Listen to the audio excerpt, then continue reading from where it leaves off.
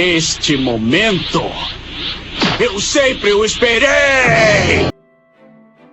Eles não sabem que existem coisas que não podem ser paradas? Por isso estamos aqui.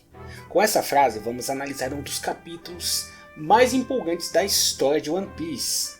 Vontade herdada, o sentimento superior de uma filha e o Deus Sol se revelando. Tudo isso e muito mais na análise do capítulo 1106 de One Piece. Vem comigo? Após a vinheta.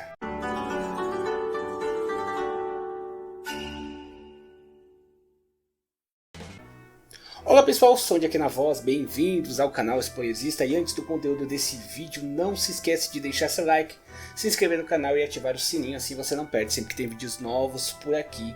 E sem mais enrolação, bora pro conteúdo desse vídeo. E meus amigos, que capítulo pra mim, facilmente tá no top 5 de melhores capítulos. E eu estou avaliando se não é o melhor capítulo que eu já vi de One Piece. E vocês vão entender por quê.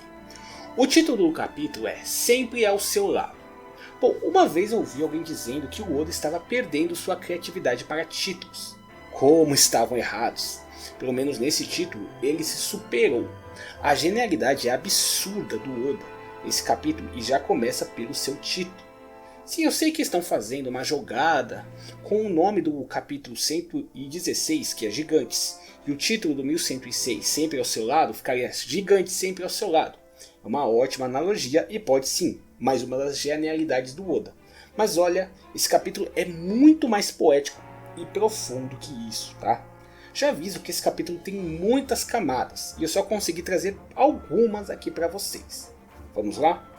Na capa desse capítulo vemos a Robin e um crocodilo de prancha na mão, Lagarto, está nos panos aqui. Ele está com uma camisa da Lacosta, sim, Lacosta, ao invés de Lacoste, como é o nome da marca tão conhecida. Claro que isso pode ser só uma brincadeira que o Oda fez com a marca e um crocodilo, mas também existe um local chamado La Costa Brava, que antigamente era chamada de o Véu da Catalunha, uma ilha lindíssima lá na Espanha. E lembrando que o Oda já disse que quer viajar o mundo todo após o final de One Piece. Essa capa pode ser o Oda já visualizando a sua aposentadoria, hein? Parte 1. Amigo ou inimigo? O capítulo 1106 começa com o Oda já aguçando a nossa curiosidade que nós conseguimos aí na semana, coisa que ele irá revelar ao final do capítulo. Quem são essas pessoas? Vemos a polpa desse barco se aproximando. Ah, e aqui meio que o Oda já nos dá a entender o porquê esse barco está aí. Alguém lá de dentro diz, isso está realmente acontecendo? E outro responde, é como dizem nos jornais. Bom, então esse é o motivo deles estarem chegando em Egghead, pessoal. Foi visto no jornal essa informação e eles foram checar com os seus próprios olhos. No final do capítulo nós vamos falar mais sobre esses visitantes tão misteriosos. Então vamos aos marinheiros que estão cercando o Luffy. A parte engraçada aqui é que o Luffy digere, como de uma só vez, toda a comida que estava na sua pança. O marinheiro até fica cagado de medo, pensando que ele não é humano e que pode engolir eles também. Bom, enquanto eles se preparam para segurar o Luffy e o prender com o Kairosek, Luffy sorri, indo para sua forma Nika. Bom, e quando eu vi as primeiras imagens do capítulo, fiquei muito curioso para saber o que o Luffy fez com esses caras. Sim, fiquei curioso com uma coisa dessa, com randoms. Alguém mais se perguntou sobre isso ou foi só eu? Mas aqui dá para ver o que aconteceu com eles. Ele fez eles voarem, dá para ver na silhueta deles voando nessa parte. Acredito que o Luffy ou deu um socão neles e fez eles voarem, ou fez do chão um trampolim. Isso parece um detalhe besta, mas não é, tem muita importância e eu vou explicar melhor o porquê mais à frente, tá? Parte 2. O pedido de uma filha é maior do que tudo. Nos spoilers que vocês acompanharam aqui do canal Spoilersista, não deu para ver o peso dessa cena, mas ela certamente foi uma das cenas mais bonitas do capítulo. Isso porque enquanto estão em queda livre Atlas, Frank, Kuma e Bonnie, após o Kizaru cortar lá o jato a vácuo, no capítulo passado, aliás, que queda demorada, não? Saturno manda os pacifistas atirarem neles, e o desgraçado ainda diz o seguinte, mate essa família patética. Cada vez mais o hate em cima desse velho aumenta, qual será o final dele em Egghead, hein? Bom, então Vegapunk diz para Atlas contar aquilo para Bonnie, e então Bonnie se surpreende com o que é dito a ela. Eu quero me atentar nesse momento a toda a construção genial que o Oda fez aqui. Essa cena toda me arrepiou, pessoal, e tirou lágrimas dos meus olhos. Normalmente é dito pacifistas, e aí é dado a ordem a eles.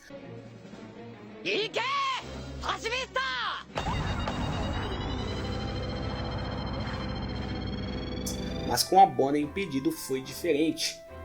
Papai, não atire em nós, nos ajude a escapar com vida daqui. Veja que ela não disse pacifistas, ela disse papai, porque é o pai dela ali, e eles entendem isso. Isso é muito poético e profundo, galera. O desejo de uma filha está acima de tudo. Lembrando que o Oda é o pai de uma menina, e eu tenho certeza que todo esse plot do Kuma, o Oda pensou muito nela.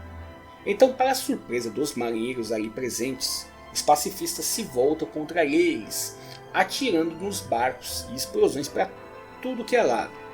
Nesse momento, enquanto vemos que o Saturno já entendeu o que aconteceu, vemos a explicação do Oda para nós em forma de pensamento do Vegapunk. E essa parte, olha, eu faço questão de ler o que foi dito e que deu o título a esse capítulo. Os pensamentos do Vegapunk são o seguinte: Bonnie, há uma coisa que me mantinha acordado à noite, a imagem de você sendo morta por seu pai. E Kuma, a ideia de sua preciosa filha morrer pelas suas mãos. Eu não aguentaria tamanha tragédia. Essa é a razão pela qual eu tive certeza que cada clone que compartilhasse a sua aparência, a aparência do Kuma, seria programado para obedecer a sua filha. Bonnie, eles vão priorizar o seu pedido acima de tudo, até acima do comando das maiores autoridades desse mundo. Não importa se o planeta inteiro esteja contra você, Kuma sempre estará ao seu lado. E é por isso o título desse capítulo, que olha que genial do Oda, que coisa magnífica, meus amigos. O desejo de uma filha é superior a qualquer autoridade desse mundo. Oda gênio.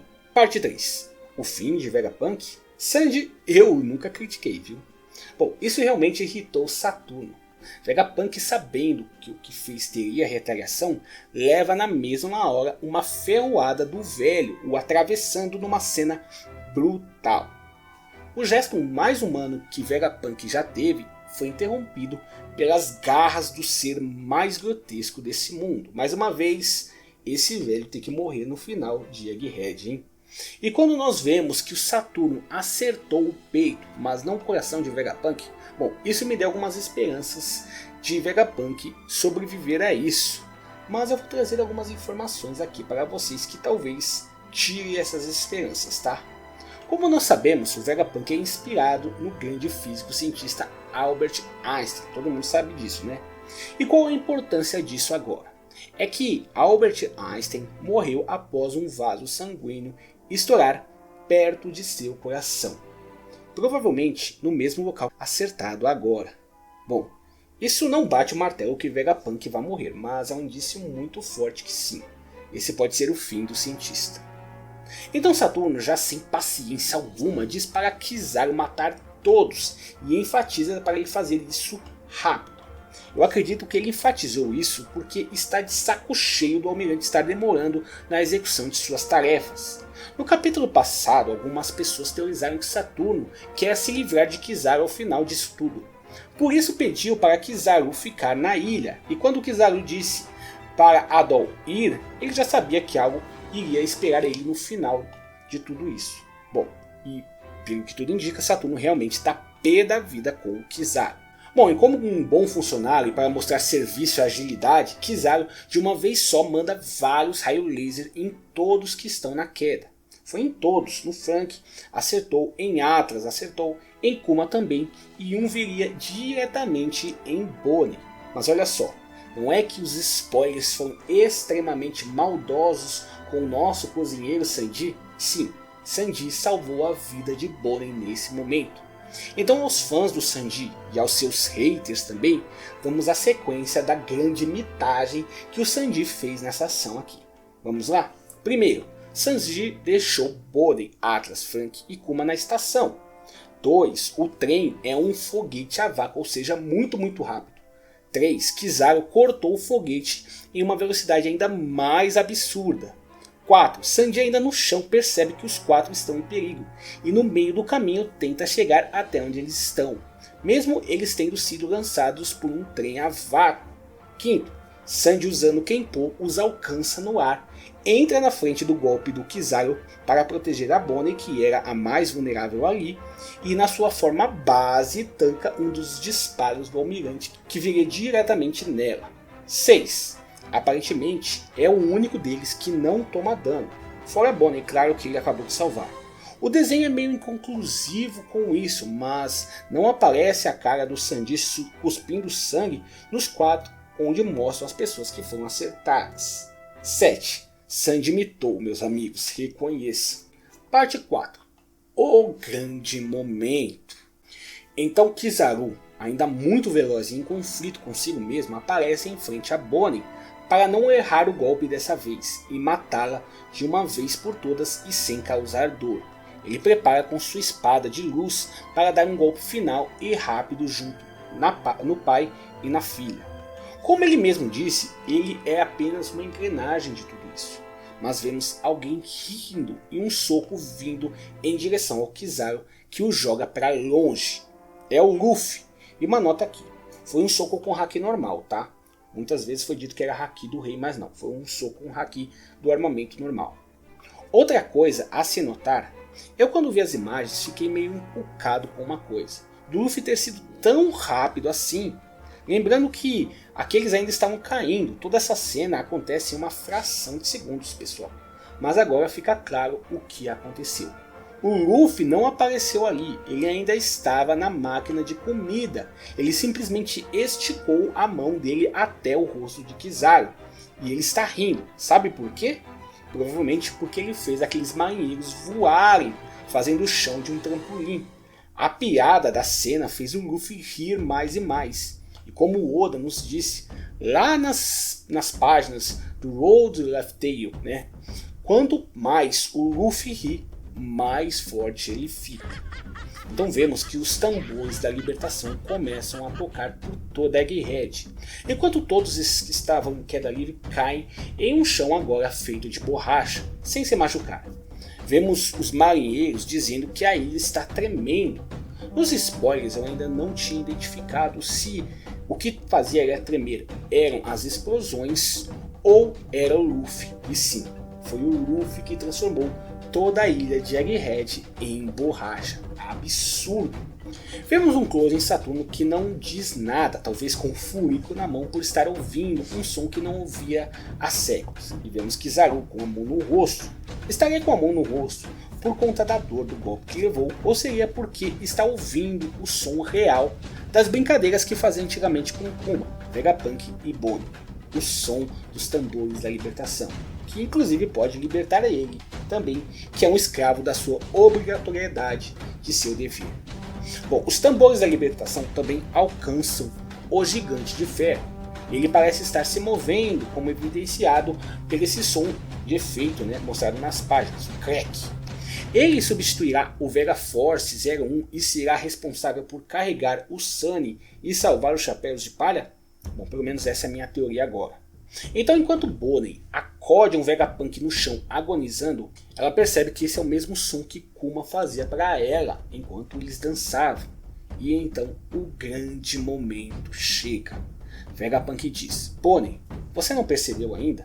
Eu fiquei impressionado também e tive que ver com os meus próprios olhos. O garoto que chamou a atenção de seu pai, o Luffy do Chapéu de Palha, ele é Nika, o deus do sol. Buster Call é um problema inofensivo para ele. Pessoas no mundo todo estão esperando por centenas de anos por sua volta.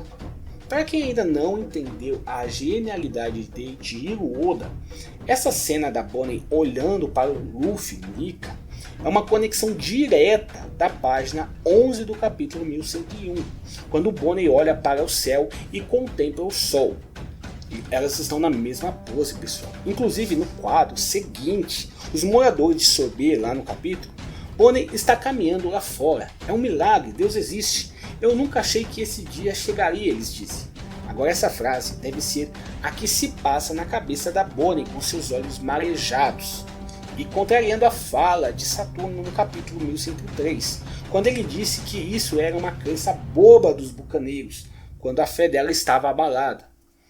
Ela deve estar pensando, ele existe, eu não imaginei que esse dia chegaria. Parte 5. Os gigantes chegam pelo Deus Sol. No final do capítulo descobrimos quem eram as pessoas chegando em Egghead. No capítulo 116, com o título Gigantes, conhecemos finalmente Dory e Brog nesse capítulo.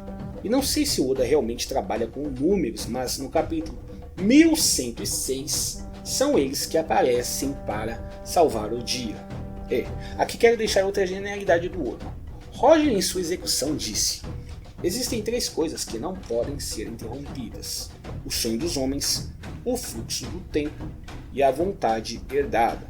Enquanto pessoas continuarem buscando o sentido da liberdade, tudo isso jamais deixará de existir. E no final desse capítulo, Dory diz o seguinte: eles estão se perguntando por que estamos aqui? E Brog responde: eles não sabem que existem coisas nesse mundo que não podem ser paradas. Estamos aqui por ele. Estamos aqui por Luffy do Chapéu de Palha. Ou podemos chamá-lo de Deus do Sol. A vontade herdada que não pode ser parada de Joy Boy está agora em Luffy. E isso não pode ser parado, pessoal. E acredito que por isso Shanks foi até os gigantes e disse: é hora de irmos atrás do One Piece. A vontade herdada de Joy Boy, que estava em sua Akuma no Mi e que escolheu Luffy, agora se manifestou. Essa vontade não pode ser parada.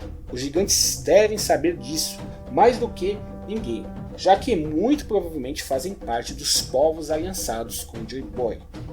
Pode ter sido a pedido do Shanks, pode ter sido por entender o momento, mas Dory e Brog estão ali para resgatar Luffy, o Deus do Sol, e o levar para Elbaf, onde acredito que ele saberá muito melhor sobre o seu propósito. É isso, pessoal, que capítulo insano, com muitas camadas. Acredito que não pegamos nem 10% das camadas colocadas por Oda nesse capítulo. Vamos comentar muito mais sobre ele durante a semana de pausa que vem por aí. Então deixa o seu like, se inscreva no canal e ative o sininho para não perder nada, beleza? Se gostou do vídeo, deixa o seu like aí.